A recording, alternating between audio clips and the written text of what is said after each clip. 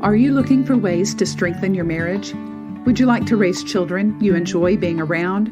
Do you long for a peaceful, orderly home that's a blessing to everyone who comes through its doors?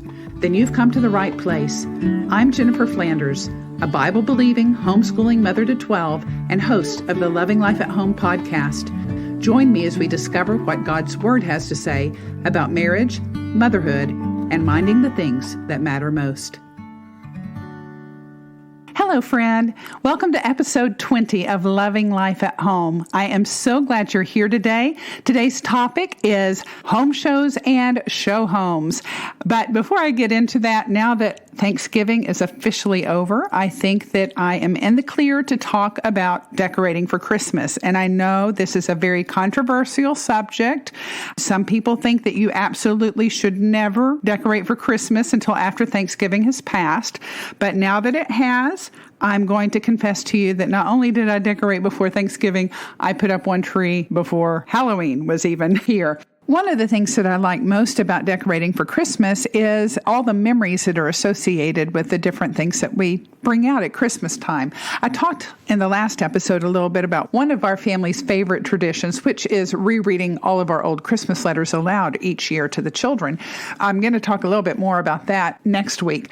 But this week, I want to talk about the fact that pulling out all those Christmas decorations is like pulling out my memories and dusting them off and reliving them anew. Even on our Christmas tree, a lot of the things that we hang on as ornaments really aren't ornaments at all. For instance, I put on a baby shoe when we had just bought a brand new pair of leather shoes for my son when he was just learning to walk.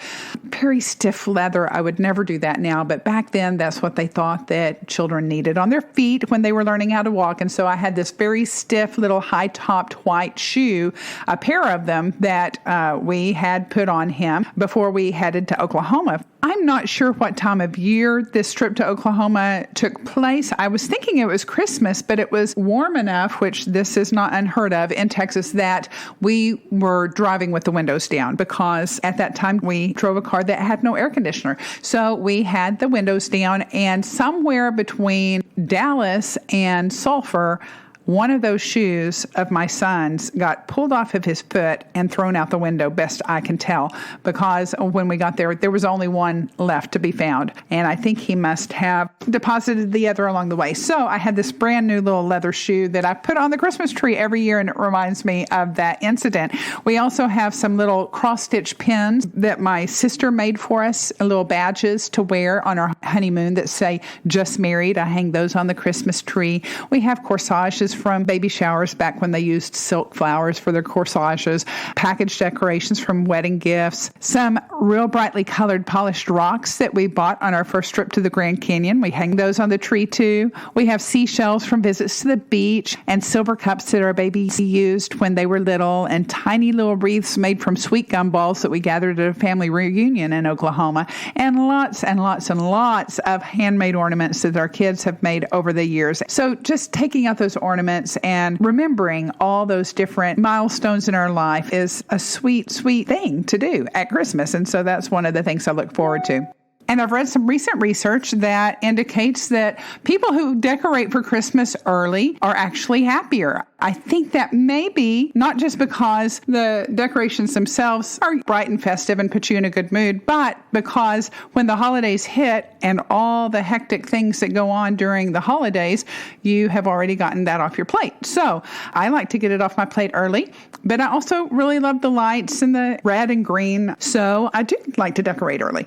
I'm also one of those people that don't think it's too early to start listening to Christmas music long before Thanksgiving. In fact, I keep a Bing Crosby Christmas CD in my car year round, and it is not unheard of, especially when I'm driving alone, for me to crank that thing up in the middle of 110-degree weather in July and sing about walking in a winter wonderland, or It Came Upon a Midnight Clear, or I'm Dreaming of a White Christmas. So I really am one of those people that like to get an early start. So today's topic, home shows and show homes. I don't know what they do in your neck of the woods, but down here in the South, we like to have lots of home shows.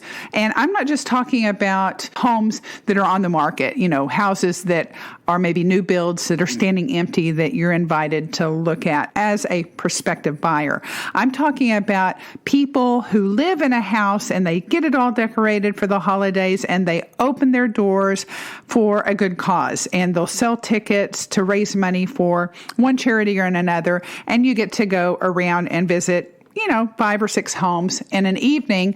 And my mother and I always loved to do that in Dallas. We would go to at least 1 or 2 home shows every Christmas together, and we'd get lots of great ideas about decorating our own house by looking at how other people decorated their house, which I know Christmas is not just about decorating, but decking the halls and welcoming in the season is a fun part of it and something that creates great memories, or did for me at least. So we would go to these home shows and we'd just be walking from one end to the other of these big, spacious homes with our mouths agape at all the wonderful decor.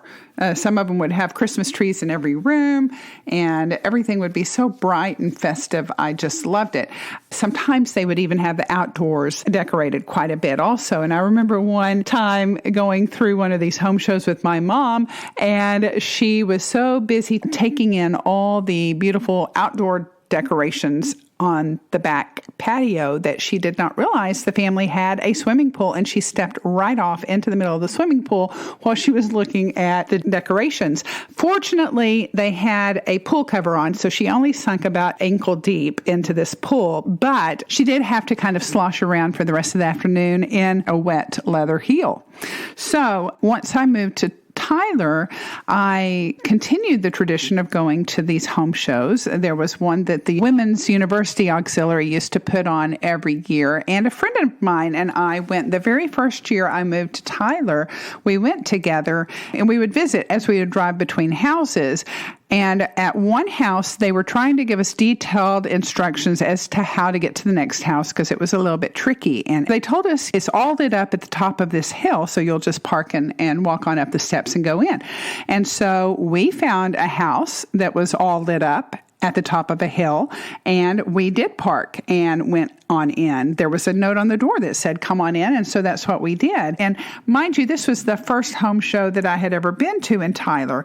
Back in Dallas, you'd sometimes, at the very last house, they would have refreshments, okay? They'd have punch and cookies maybe that you could enjoy and visit a little bit before you completed the tour. Well, I walked into this house, and not only did they have punch and cookies, but they had a whole table spread full of food that looked delicious, and they had a live musician playing carols in the den.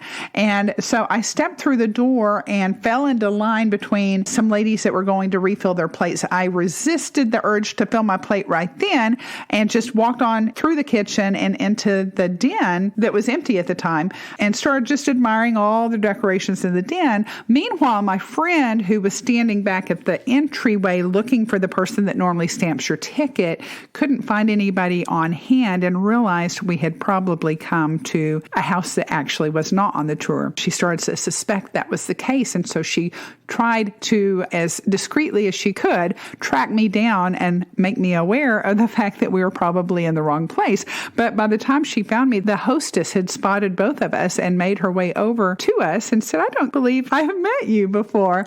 And so we kind of stammered an introduction before excusing ourselves and left. And when we got out to the front porch, we realized that not only were we at the wrong house, we were on the wrong street. I don't know how we managed to get so far off course, but the reverse has also happened. Another year, I visited a home that really was on the home tour, but I had a hard time shaking the feeling that I'd come to the wrong place because it was almost as if the owners weren't expecting us. Like, "You're here for the open house tonight? I thought that thing was next week."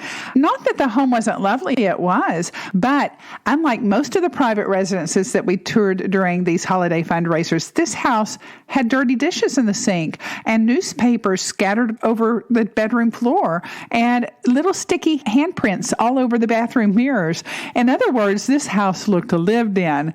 Moreover, the folks who lived there were still there. They hadn't been spirited away for the duration of the tour, as was usually the custom. The owners of all those sticky little fingers spent the evening sprawled across 3 sofas in their living room watching television, seemingly oblivious to the steady stream of people that were parading through their home.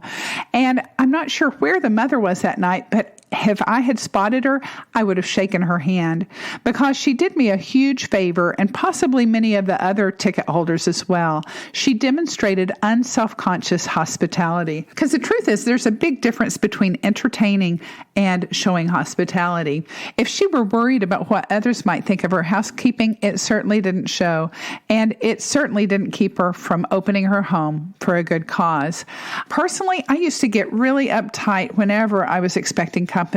I would clean and scrub and polish and organize, and sometimes even sew and paint and landscape for weeks in advance, snapping at anyone and everyone who got in my way or undid my work, which was pretty frequent with as many little children as I had at the time. I was much more of a Martha than a Mary, and I consequently missed out on many opportunities for sweet fellowship and joyful service and gentle encouragement. But over the years, God changed my attitude, and I learned a better way. Maybe that home show assured me that the world wouldn't come to a screeching halt if I opened my house to guests when it was less than picture perfect. Maybe adding 8 or 9 more children to the mix convinced me that having a picture perfect home is not my highest goal anyway. I still love to have people in my home. I still love to entertain, or maybe I should say I love to extend hospitality. And I still love to tackle big projects before I do, racing the clock to see how much I can finish before the big event. My husband has always agreed to let me host different things in our home because he loves the fact I get so much accomplished and so many neglected chores finished before the people start to arrive. The difference is that now I do it with a smile on my face and a song in my heart, and a lot of helpers, young and old, at my side. And if the guests arrive before we finish loading the dishwasher or planting the pansies or painting the baseboards, we just leave the work for another day, grateful for what we did accomplish, but happy to take a break and fellowship with good friends who, after all, have come to see us and not our house. Thanks so much for listening today. If you have a question you'd like to hear covered on this podcast, message me on Instagram at Flanders_family or contact me through my website, lovinglifeathome.com. Before you go, if you've been encouraged by something you've heard on the show, do me a favor and forward the link to a friend, or head over to Loving Life at Home on Apple iTunes to subscribe and leave a written review of the show. Your doing so will help others find me so they can listen too. Until next time, I pray the Lord will bless your efforts to build a loving home life centered on Him.